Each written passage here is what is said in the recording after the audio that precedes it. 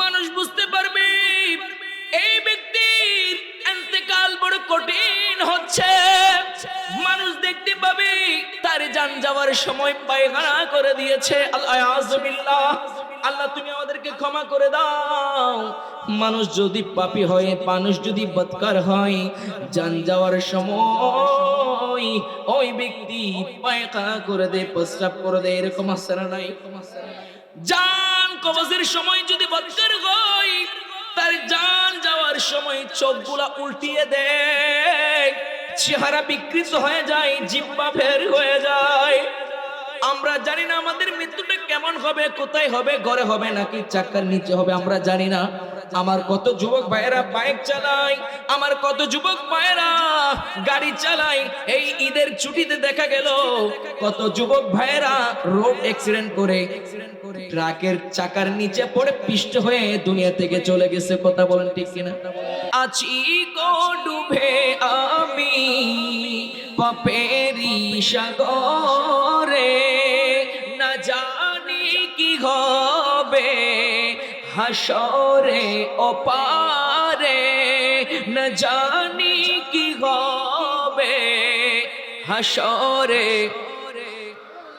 अरे तुम्हारी सुपारिश बिने, तुम्हारी सुपारिश बिने के मैंने हो पार कबरे हशरे।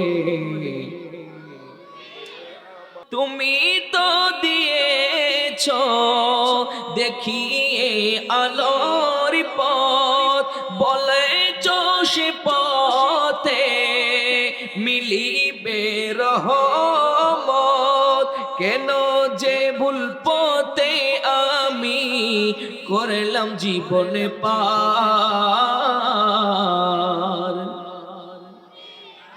হায় হায়, কি হবে আমার কবরে হাসরে।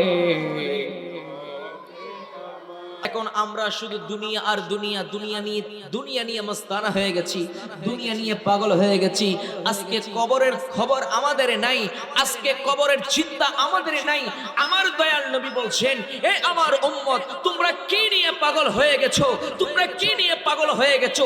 খোদা কি কসম, যখন তুমি এই দুনিয়াদারি করে তোমার সম্পদ, যে তুমি পাহাড়ের, তোমার সম্পদের পাহাড় গড়েছো, সেই সম্পদ কবরে আনতে পারবে না। তুমি যে সম্পদ বানিয়েছো সেগুলো কিছুই কবরে আনতে পারবে না। আর কবরে আসতে দেরি, তখন সাথে সাথে দুইটা ফেরেশতা মালাকানে আসওয়াদানে আজরাকান, আমার দয়াল নবী নবুয়তের জবানে বলছেন যে মালাকানে আসওয়াদানে আজরাকান, এমন দুইজন ফেরেশতা তোমার কবরে আসবে। যদি পাপ করে যাও, যদি তুমি আল্লাহকে নারাজ করে যাও, সাথে সাথে ওই দুইজন ফেরেশতার চক্ষু দেখে তুমি ভয় পেয়ে যাবে। এত এত বড় বড় চোখ নিয়ে আসবে। আমার দয়াল নবী বলছেন এত বিশ্রী চেহারা নিয়ে তোমার সামনে আসবে, তার চোখগুলা নীল বর্ণ হবে। দেখার সাথে সাথে তুমি ভয় পেয়ে যাবা, তুমি ভয় পেয়ে যাবা। উম্মত, সেই জন্য কবরের কথা চিন্তা করো। কথা বলেন ঠিক কিনা? আমি তোমাদেরকে দুনিয়ার জমিনে পাঠিয়েছি টেন্ডার বাজি করার জন্য নয়, রাহজানি করার জন্য নয়। আমি আল্লাহ তোমাদেরকে পাঠিয়েছি আমি আল্লাহর ইবাদত করার জন্য। আল্লাহ বলেন, ওয়ামা খালাকাতুল জিন্না ওয়াল ইনসা ইল্লা লিয়াবুদুন।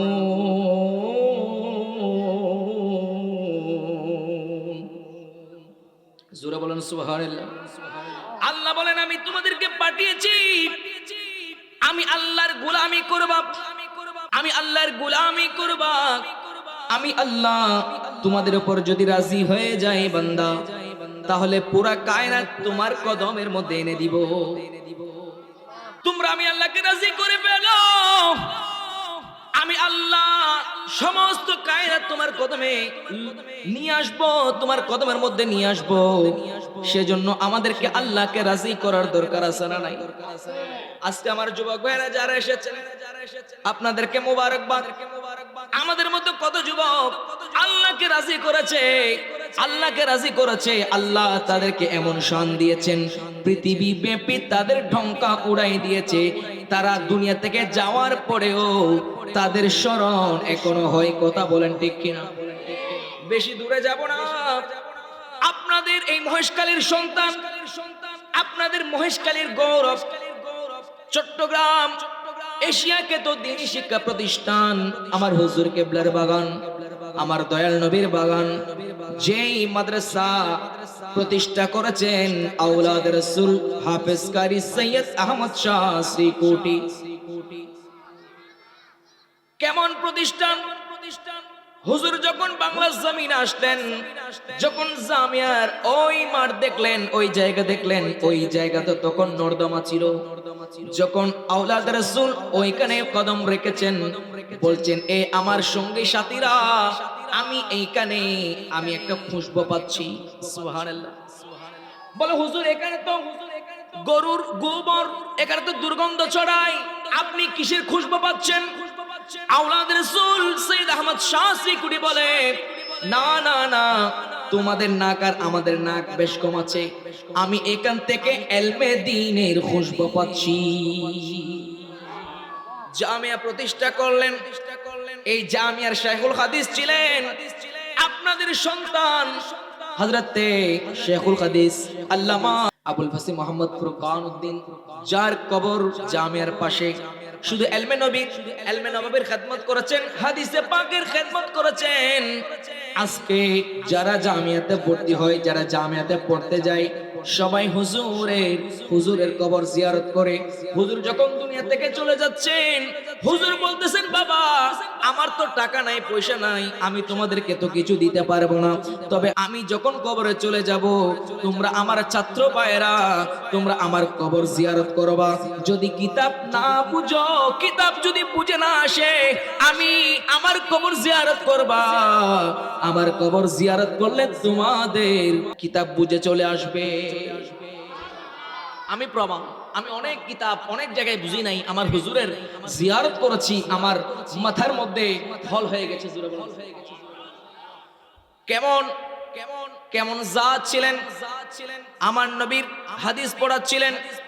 একদিন বলছিলেন, আমার ছাত্ররা শুনো, অনেকে বলে আমার নবী ইলমে গায়েব নাই, আমার নবীর ইলমে গায়েব নাই, আমার নবী ভবিষ্যতের খবর দিতে পারে না।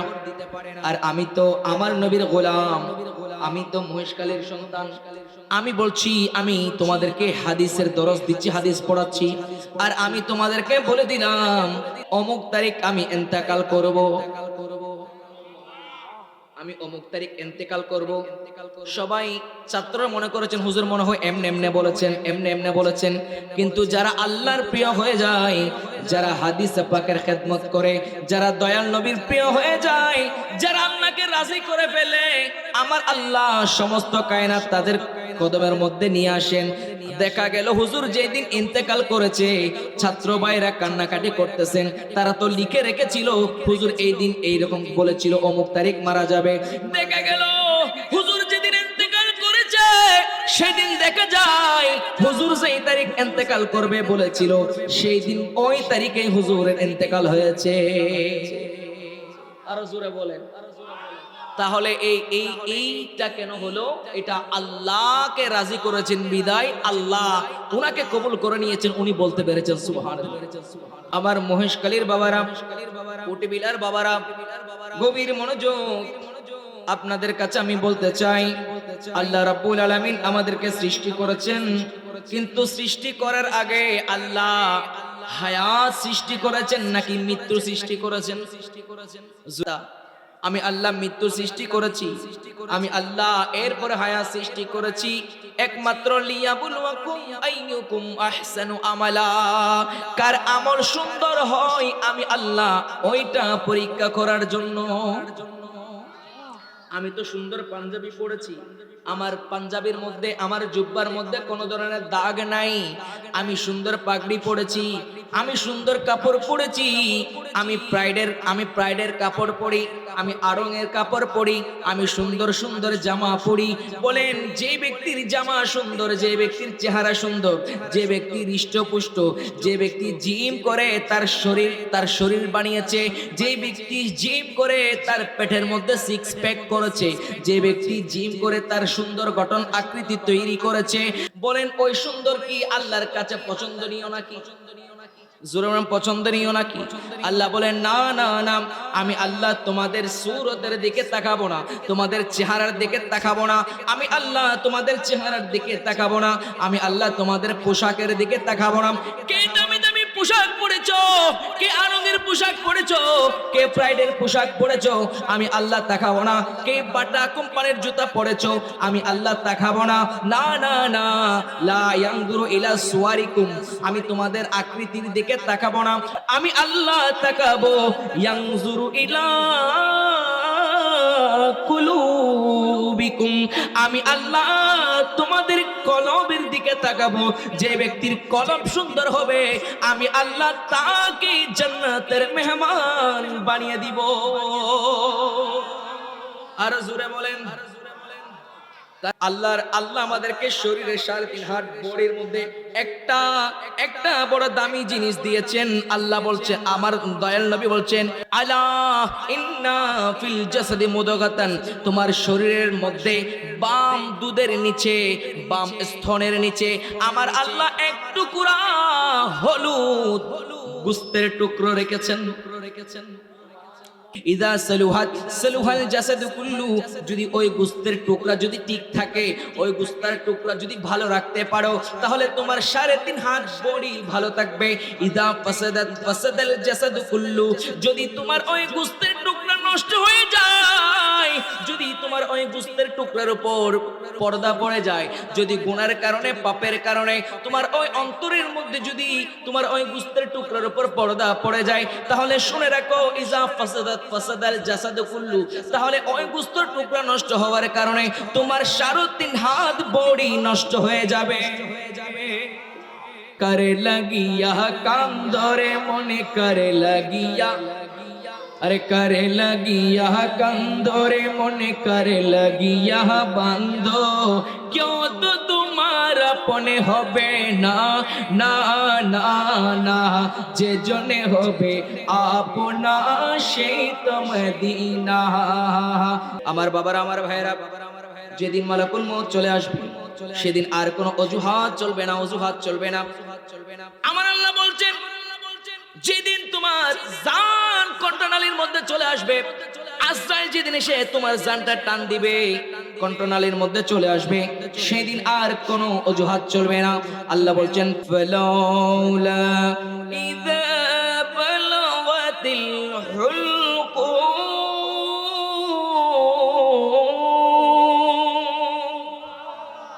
যেদিন তোমার জান কণ্ঠনালীর মধ্যে চলে আসবে, আমার বাবারা, আমার ভাইরা, মৃত্যু যন্ত্রণা কত কঠিন, যার মৃত্যু না হয় সেই ছাড়া আর কেউ বুঝতে পারবে না। যার মৃত্যু হয়েছে একমাত্র সেই জানবে মৃত্যু যন্ত্রণা কত কঠিন রে বাবা, কত কঠিন।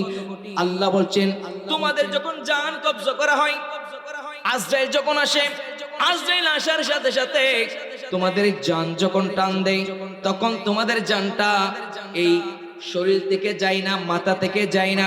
সর্বপ্রথম তোমার জানটা আজরাইল যখন টান দিবে, সর্বপ্রথম মানুষের পায়ের গোড়ালি থেকে জান চলে যাবে। কোত্থেকে যাবে?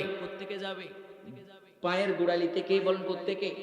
এই কারণে কোন মানুষ যদি দাঁড়িয়ে থাকে, যদি তার জান চলে যায়, সে কি স্থির থাকতে পারে নাকি?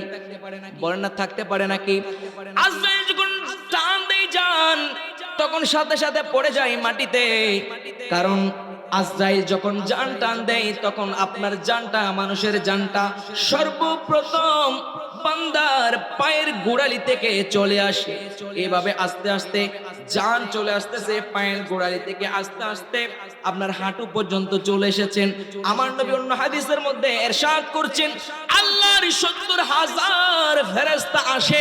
আল্লাহর 70,000 ফেরেশতা এসে ওই বান্দার পার মধ্যে এমন ভাবে চাপ দেয় চাপ দেওয়ার সাথে সাথে ওই বান্দার এত কষ্ট হয় ওই 70,000 ফেরেশতার চাপ দেওয়ার সাথে সাথে জানটা তার পায়ের গোড়ালি থেকে আস্তে আস্তে হাঁটু পর্যন্ত চলে আসে। এরপরে ওই 70,000 ফেরেশতা চলে যায়। এরপরে বাকি 70,000 ফেরেশতা আসে। 70,000 ফেরেশতা এসে পায়ের গোড়ালি পায়ের হাঁটু থেকে এমন ভাবে চাপ দেয় চাপ দিতে দিতে 70,000 ফেরেশতা এত জোরে চাপ দেয় ওই শরীরের অবস্থা একেবারে ক্ষতবিক্ষত হয়ে যায়, নরম হয়ে যায়। যার জান চলে যায় সেই জানে তার কত কষ্ট হয়। হাঁটু থেকে তার জান চলে আসতেছে কোমর পর্যন্ত চলে আসলো। কোমর থেকে পা পর্যন্ত আর কোনো জান নাই, নড়াচড়া নাই। ওই ব্যক্তি যার জান চলে যায় সেই ব্যক্তি অনেক কষ্ট সহ্য করে। এরপরে ওই 70,000 ফেরেশতাও চলে যায়। আল্লাহর নবী ইরশাদ করছেন আবার আল্লাহর পক্ষ থেকে আরো 70,000 ফেরেশতা আসে, আরো 70,000 ফেরেশতা আসে। কোমর থেকে এমন ভাবে চাপ দেয়, কোমর থেকে চাপ দিতে দিতে দিতে ওই বান্দার জানটা একেবারে কণ্ঠনালীর মধ্যে নিয়ে আসে। বান্দা বুঝতে পারে হাই এখন আমার পা থেকে জান চলে যাচ্ছে, এখন আমার হাঁটু থেকে জান চলে যাচ্ছে, এখন আমার হাতের নখ থেকে জান চলে যাচ্ছে, আমার জানটা এভাবে চলে আসতেছে। আজরাইল যখন মানুষের সিনার মধ্যে থাবা দেওয়ার সাথে সাথে ওই জানটা নাকি একবার মাথার দিকে চলে যায়, একবার পায়ের দিকে চলে যায়, একবার হাতের দিকে চলে যায়। আজরাইল এমন ভাবে টান দেয়, টান দেওয়ার সাথে সাথে বান্দার শরীর থেকে এমন ভাবে জানটা বের হয়ে যায়, এমন ভাবে জানটা বের হয়ে যায়। আমার যুবক ভাইরা তোমরা হাসছো, তোমরা হাসতেছো না, তোমরা হাসতেছো। আমি কি এখানে হাসির কথা বলতেছি? আহা কেমনে আমি নরম করতাম, আপনাদের অন্তরটা কেমনে নরম করতাম বলেন। আমরা বড় নাফরমান হয়ে যাচ্ছি, আমাদের অন্তরটা বড় পাথর হয়ে যাচ্ছে। আমরা এত পাপ করতেছি, আমাদের কলবটা নরম হয় না। আল্লাহ পাক আমাদেরকে বোঝার তৌফিক দান করুন। একদিন মাটির ভেতরে হবে ঘর, রে মন আমার কেন বাঁধো দালান ঘর, রে মন আমার কেন বাঁধো। প্রাণ পাখি উড়ে যাবে পিঞ্জর ছেড়ে, ধরা দামে সবই রবে, তুমি যাবে চলে। ঠিক না? বন্ধু বান্ধব যত, মাতা পিতা দ্বারা সুত, সকলই হবে তোমার পর, রে মন আমার কেন বাঁধো, আর কেন বাঁধো দালান ঘর। আল্লাহ আমাদের বুঝার তৌফিক দান করুন।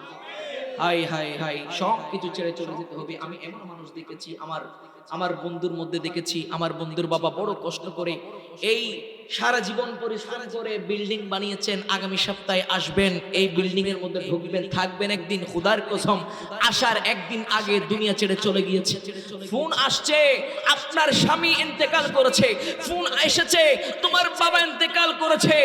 সন্তান বুক ফাটা কান্নার আওয়াজ দিলেন, বাবা তুমি তো সারা জীবন এই ঘর রেডি করেছো, এই ঘরে থাকার জন্য আজকে চলে গেলাম। বলেন আল্লাহর ডাকে সাড়া দিতে হবে কি? ইন্না লিল্লাহি আর রাসূল বলেন ইন্না লিল্লাহি ওয়া ইন্না ইলাইহি রাজিউন।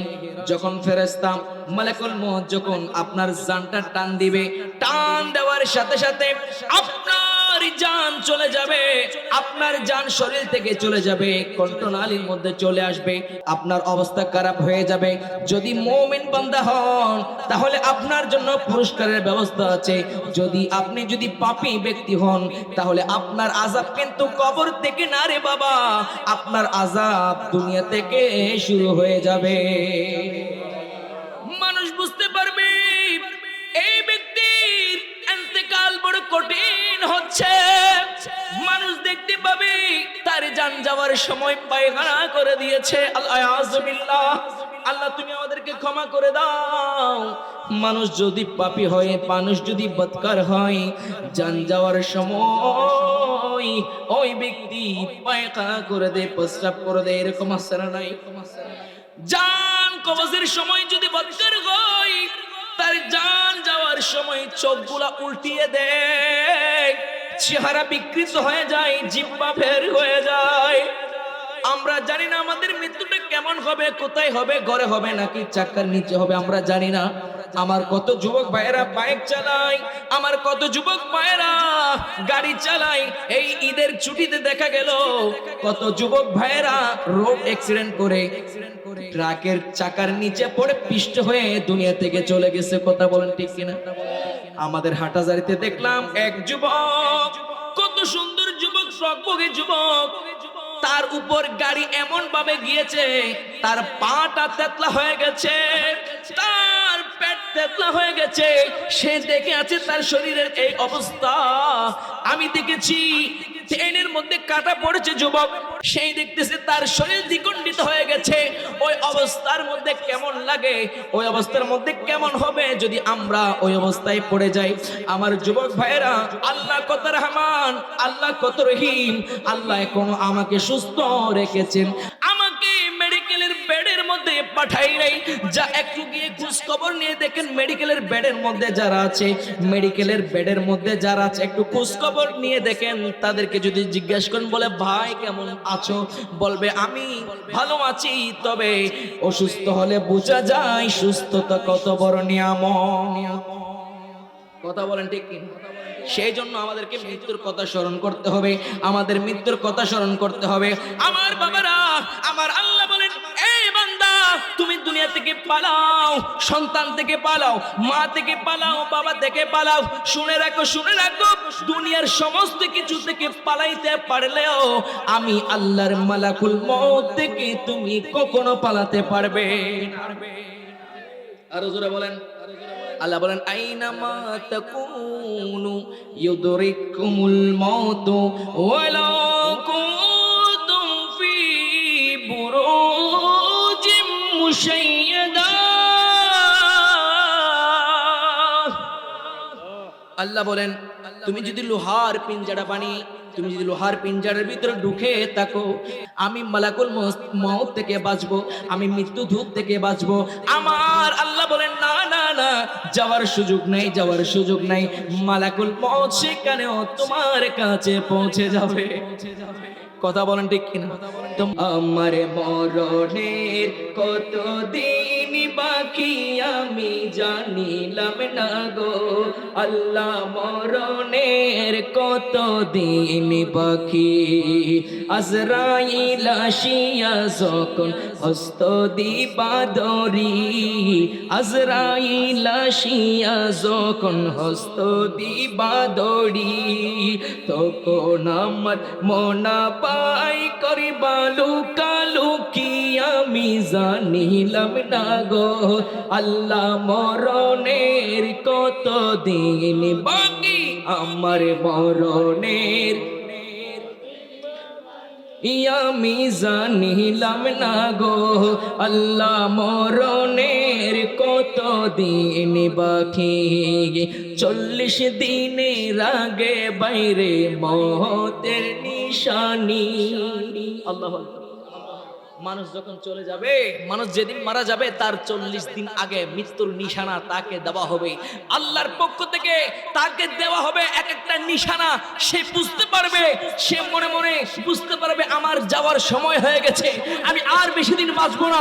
সেই জন্য বাবা বলে, সেই জন্য মা বলে, ও আমার সন্তান, আমি আর তোদের কাছে বেশি দিন থাকবো না, আমাকে চলে যেতে হবে। কথা বলার হবে। 40 দিনের আগে ভাইরে মওতের নিশানি, 40 দিনের আগে ভাইরে মওতের নিশানি। সমদুতে বান্ধানি বুঝোকে দিয়া আন্দি আমি জানিলাম না গো আল্লাহ, মরণের কত দিন বাকি। আল্লাহ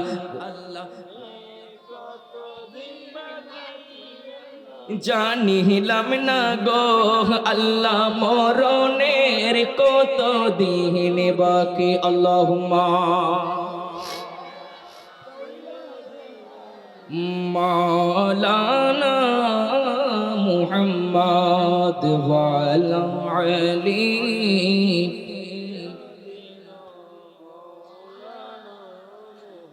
ও ইমানদার ব্যক্তির জন্য জান্নাতের বিছানা বিছিয়ে দেওয়া হবে। আল্লাহ বলেন, আল্লাহর নবী বলেন, আমার আল্লাহ বলবেন আফরিশুহু মিনাল জান্নাত, তার জন্য জান্নাতের বিছানা বিছিয়ে দাও।